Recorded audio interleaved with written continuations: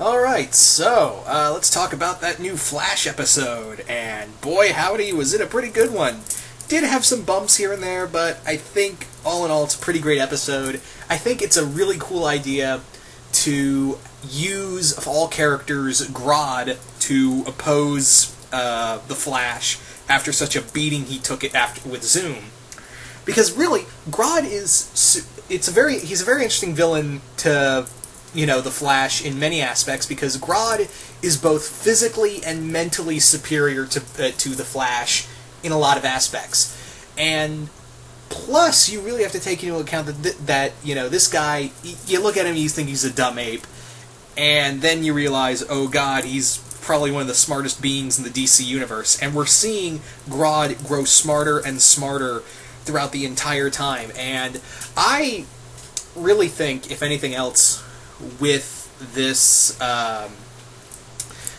story, with this story we're going with Grodd, because even though this is probably Grodd's only second appearance, we have here a villain that I would think has the chance to become, a big all-time villain. I think he has to be a season-long villain, and I'll talk about that later on. So the episode is dealing with pretty much, it's kind of like Nightfall.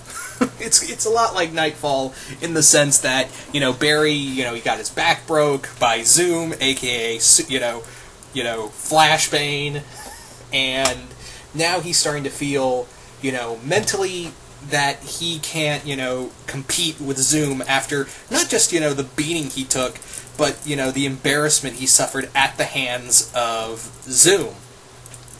His family, his friends, the entire city now knows that the Flash can't protect, the whole city's going to probably feeling like they can't protect themselves from this all-powerful speedster.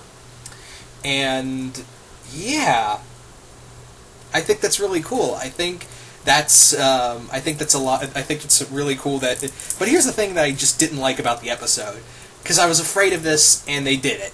That they were going to have Barry at the end of the episode get back in there, and I honestly thought you could pull this story arc off at least for 2 parts. I think you could do this for at least 2 parts, and for all intents and purposes, I think you still could, because during the final fight between Grodd and Barry, remember, Barry didn't even show up in the end. He didn't get in costume towards the end, and even then, mentally, he still was feeling those hits from Zoom. He was still kind of jacked up on that. And yeah, for all we know, I think this is, now that I think about it, I think there's a chance that this may be a growing story arc for Barry after that beating he took. Maybe for the next episode or 2, we're going to see him, get the Flash get his groove back, so to speak. Yeah. Also, Cisco. Yeah, you're getting with that Hawk Girl poon, but you just wait till Carter shows up. Yeah. Oh, I feel bad for you, Cisco. But the thing is that I don't really care. The whole thing, I was kind of thinking, man, I don't care, because that's the thing with Hawk Girl, is that when when Carter Hall shows up, this relationship is going to be over. And if I recall right, he's going to show up in the crossover in only a few weeks. So I have no stake in this relationship, honestly. I really don't. So that's kind of the thing, is that he's, I really don't see the point of getting invested in this kind of relationship, even though, the actor who plays Cisco Ramon, he really knows how to pull it off, and there is some chemistry there, at least to me, between the 2 of them. And yeah, but the whole time I'm thinking, yeah, Carter's going to show up and he's going to screw everything up. He's just going to ruin it for him. Or, God forbid, they do a love triangle. Oh, God. Now, I have to remind myself that this is the CW, and they're capable of doing this BS. So, unfortunately, that could be another thing, is that there could be a love triangle. But that's kind of, and you know how they handle OTPs in CW shows, right, Laurel? Right, Dinah and Oliver? Yeah. So in here we get a bit of we get Barry's dad back, and it's awesome. The one thing that just kind of bothered me, and I'm pretty sure it bothered a lot of you guys as well out there, is that pretty much like when you see Dr. Wells in the Reverse Flash costume, and Barry just goes all crazy on him, even though you have to, like, is that just like a trigger for him? Like, man in yellow suit, must punch! And you have, and then, Henry, Barry's dad is looking at, the face of the man who murdered his mother, murdered his wife, and he's like, I thought he died, in the most monotone voice ever. And he's like, and then when they say he's the Dr. Wells from Earth 2, and he's like, Earth 2? I was like, come on, dude, a little more emotion here.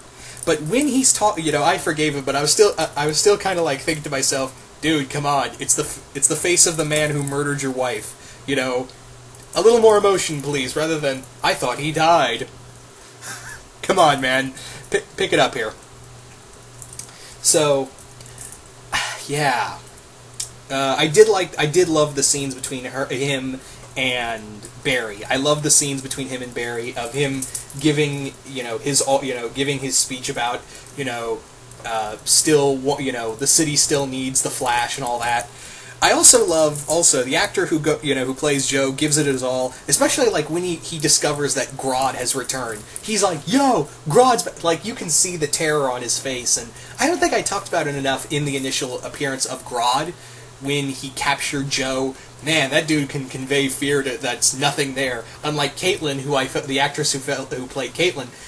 Listen, I like her. I like Caitlin when they give her stuff to do. Granted, they haven't given her a lot to do. I guess they're just waiting to make her either Killer Frost or at least Earth 2 Caitlin Snow to become Killer Frost, whatever comes first. But Caitlin can be hit and miss, and we've seen some miss episodes, but when they hit it right. And, yeah... they hit it here, but when she's trying to talk to Grodd, it's like so monotone. I know, and she can't really convey fear. Unfortunately, it's not like back when Grodd kidnapped Joe, and you were like, "Oh God," you get like that dude could play off fear with nothing there, and you really felt bad for Joe because you thought Grodd could kill him anytime because the actor was so good at conveying that said fear. And then you have her, the actress who's playing Caitlin Snow, and I guess she's supposed to be scared or trying to be... I guess she's trying to be calm, but she just comes off monotone and just a tad boring, really. So, yeah. The other thing brought up in here is Gorilla City. Yeah, we're getting Gorilla City, or at least an appearance of it in Earth 2. Yeah, Gorilla City's in Earth 2, and... yeah, I think it's really cool. Now, let me talk about something I want to see from Grodd's story arc. I think this is the only time we need to see Grodd this season. Let me say again. I don't want to see Grodd again in this season. What I'd like to see is Grodd staying in Gorilla... like, he stays in Earth 2, because now he's trapped there, quote-unquote trapped, and he's kept there for a short time. He's staying in Gorilla City, and then he becomes the big villain in Season 3. I do not want another speedster. I mean, Zoom's great, Harrison Wells is great, but do we really need a speedster a third time? I think we'd be better off if you had Grodd, come back from from Earth 2 with... he's taken over Gorilla City, and now he's invading Central City. Because, as Wells promised him, Grodd was promised Central City as his kingdom, and he still wants to believe... I believe that Grodd still thinks that, this is the city that was promised to me, I'm gonna take it. And,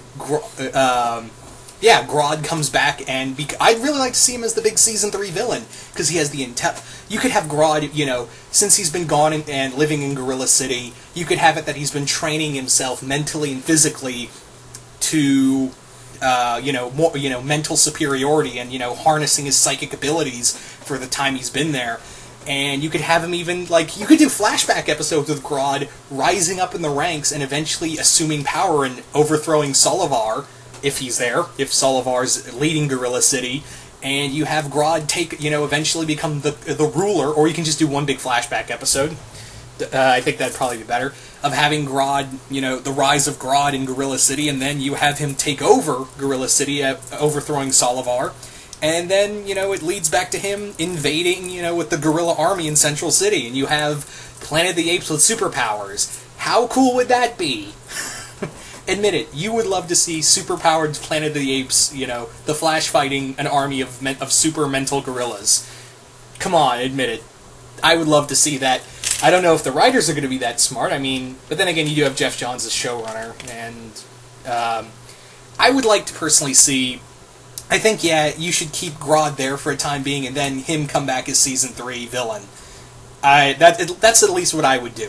So you guys tell me, what did you guys think of this episode? Did you guys like it? Did you guys hate it? And would you like to see Grodd come back as the big Season 3 villain?